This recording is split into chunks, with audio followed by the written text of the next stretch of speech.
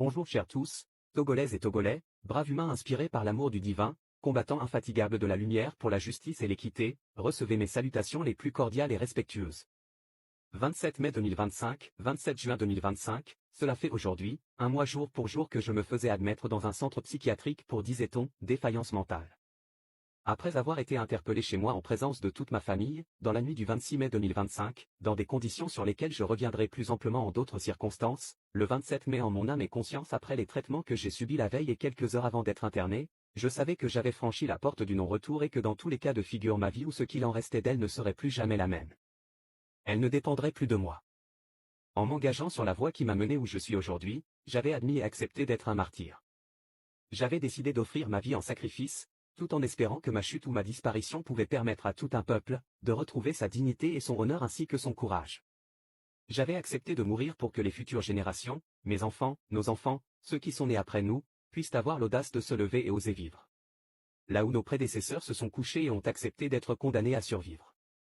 Tout était clair dans ma tête. Face aux injustices, au silence complice et coupable de nos aînés et de nous-mêmes, face à l'inaction de ceux qui devaient assumer leur rôle et face à l'ignorance de ceux qui ne connaissaient pas leurs droits, il fallait un sacrifice ultime pour créer un choc émotionnel. Qui pourrait réveiller l'âme endormie du grand peuple togolais et connecter les vaisseaux qui permettraient la réanimation de la grande conscience nationale? Le peuple était dans le coma. Nous étions et nous le sommes encore fatigués. Pas fatigués de travailler ou de faire les efforts qu'il faut pour nous en sortir, mais fatigués de ne pas être écoutés et fatigués de voir notre légitimité ne pas être respectée.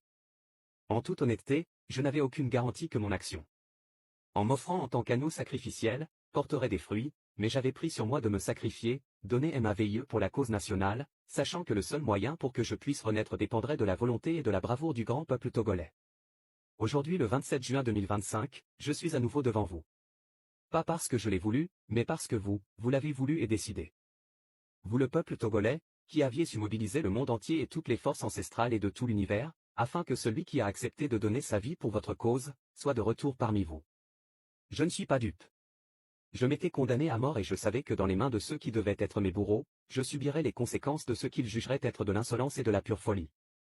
Cependant, votre volonté de refuser ma mort, votre détermination à exiger ma libération et ma réintégration ont brisé des forces et des volontés dressées pour ne jamais replier et ni rompre. Vous avez par votre unique volonté, brisé définitivement dans l'invisible les chaînes qui nous gardaient tous, Togolaises et Togolais que nous sommes, en captivité. Vainquons ou mourons mais dans la dignité. Au-delà des apparences et de l'ambiance délétère dans nos cités, au-delà des tensions organisées et de la division orchestrée, sachons savoir que nous sommes tous des Togolais, que nous soyons militaires qui obéissons à des ordres au peuple qui revendiquons nos droits légitimes en manifestant selon nos moyens, que nous soyons les dirigeants ou le peuple dirigé.